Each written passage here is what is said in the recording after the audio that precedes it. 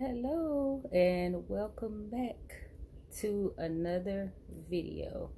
So I am going to wrap up my 4-part series on how to build your credit.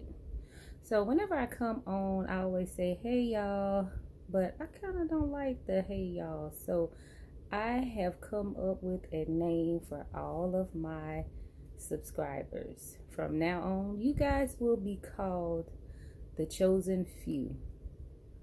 That's right, the chosen few, because many have been called, few have been chosen.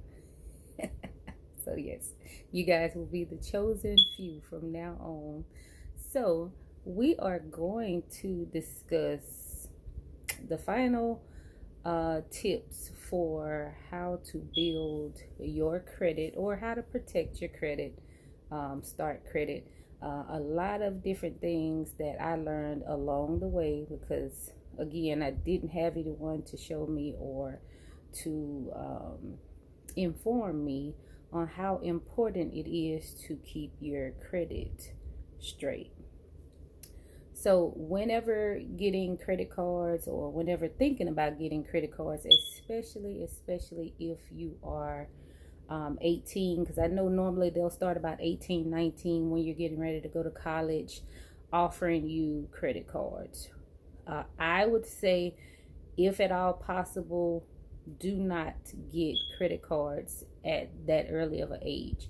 I did it, and again, I didn't have any knowledge of how credit works. I just looked at it as an opportunity to have additional money, not thinking about the fact that you're going to have to pay this bill.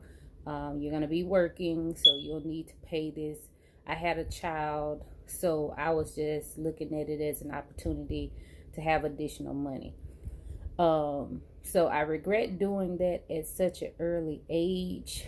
But if you are going to look for credit cards, you want to first start out by looking at the best credit cards. Do your research, find out what the better cards are. Always try to get cards that have a 0% interest rate on purchases and transactions. Generally, they offer it for 12, 18, some even do it for 24 months. But I think those you have to have like really high credit scores in order to be able to obtain cards such as that nature. I think they will give you like the 0% for 12 months. Those are fantastic cards. I always look for cards that do not have a annual fee that they charge you every year in order to have that card. Always look for cards that do not have a monthly charge. Some cards, oh, sorry about that. Some cards have a monthly service charge fee in order to have that card. So I would say just do your research. Get the best card for you. The more rewards, the better the card. You can get cashback rewards. Those are fantastic cards to have. If you are a frequent flyer, the frequent miles that they provide to you on some of the cards would be an exceptional card for you to try.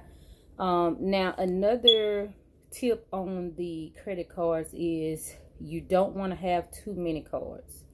It is okay to shop around for the best card. And again, as I stated in another video, when you start to shop for a credit card, even though you apply for one card, you can still apply for other cards to get the best card for you for up to 45 days without it affecting your credit again. So if you apply for a Discover card and they give you $500, and you don't like the terms or you don't like the credit limit, or you want to try to get another card that gives you more spending power, if you applied again and did a Capital One card and they gave you $3,000, it does not affect your credit, but you can go with the card that is best suited for you. So always keep that in mind whenever whenever purchasing something that you're going to finance, you always want to shop the better deals. Take your time, research it. Always look at the reviews on the credit cards. Make sure that you read the terms and conditions. Also, you want to definitely pay attention to what the APR, which is the annual percentage rate, will be after, if you have a card that has the 0% interest for a certain period of time. You always want to pay attention to what the percentage rate will be once you do start to pay that interest on that card.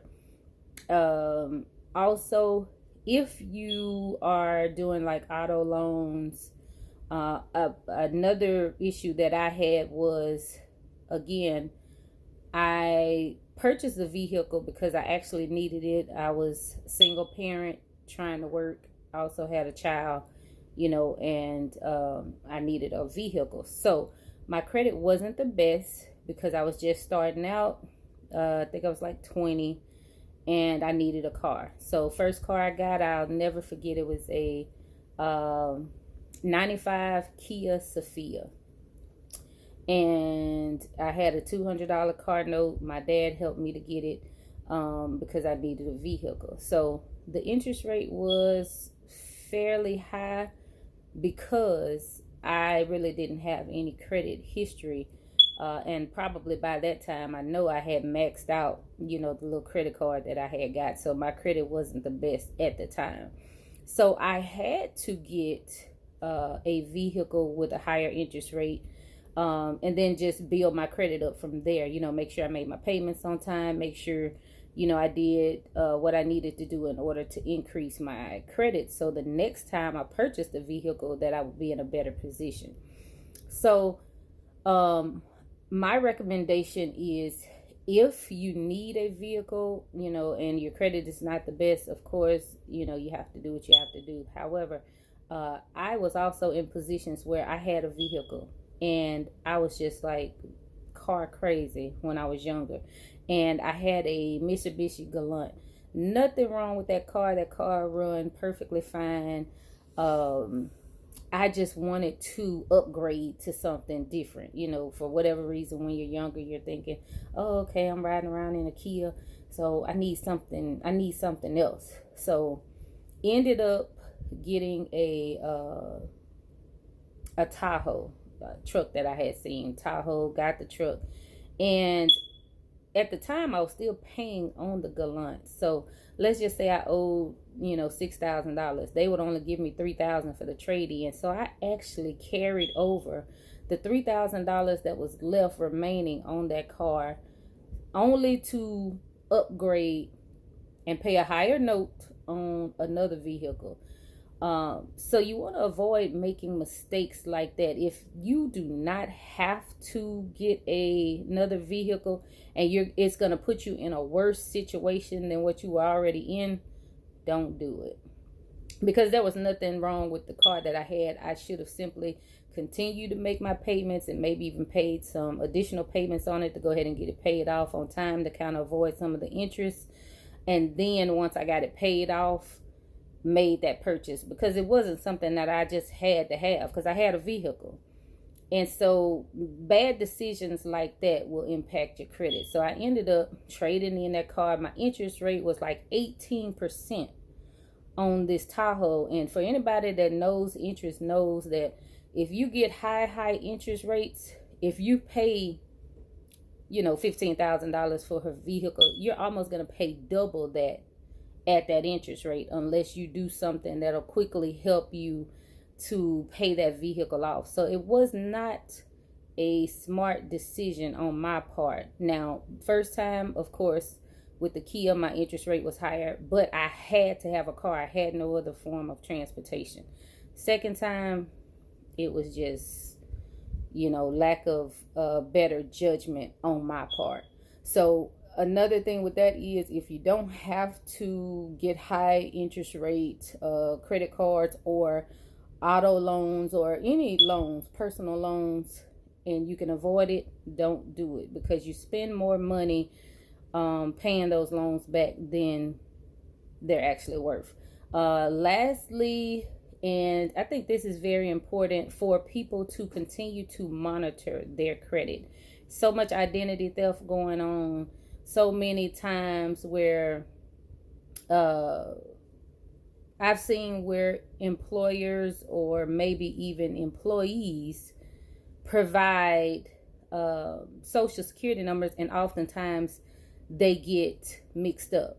It could be one number off from what they actually stated, and if they're reporting that under your social security number, it could impact your credit. I've seen it lots of times happen where someone will call in and they'll give their social, but their social is not coming up as what they stated. It's like one number off or two numbers off. And it happens with the Department of Labor, where people, have wages that are being reported under their social. Sometimes it's intentional. Sometimes it's just simply a error in typing in their information. So you always want to monitor your credit. You can do that a couple of different ways. You can go through just one of the credit bureaus, like if you contact Experian, or you can go online and you can select to have fraud alerts, and you can place a fraud alert on your account. So what happens is, if you do that, anytime your social security number is ran, or if somebody runs it for credit, they call you and they say, hey, this is whoever you're with, and we are detecting that there was a pull on your credit. Are you the person that is pulling your credit with whoever the intended person is? And you'll say yes or no. And before they will actually allow that to go through, you have to confirm it. If it is not you, then they'll decline it, so it won't impact your credit, which I think is a fantastic thing for you to take advantage of. Now, generally, it used to be that it would only last 3 months and you had to continue to renew it every 3 months. But the good thing about it is, if you set up the alert with Experian automatically notifies the other two credit bureaus that you have that fraud monitoring alert on file. And anything that's reported to those bureaus as well will monitor your credit and also send you those alerts, or contact you whenever you're trying to purchase something. I was in like Ivan Smith Furniture, and I was doing a credit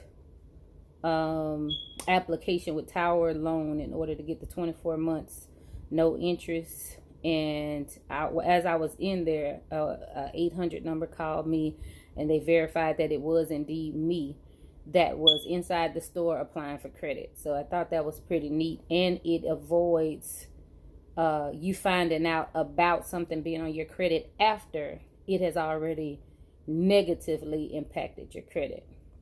So shop the best cards, check to see which cards work for you, what you can benefit from, whether it's cash back, rewards, or frequent flyer miles that they may provide to you. Also, continue to monitor your credit.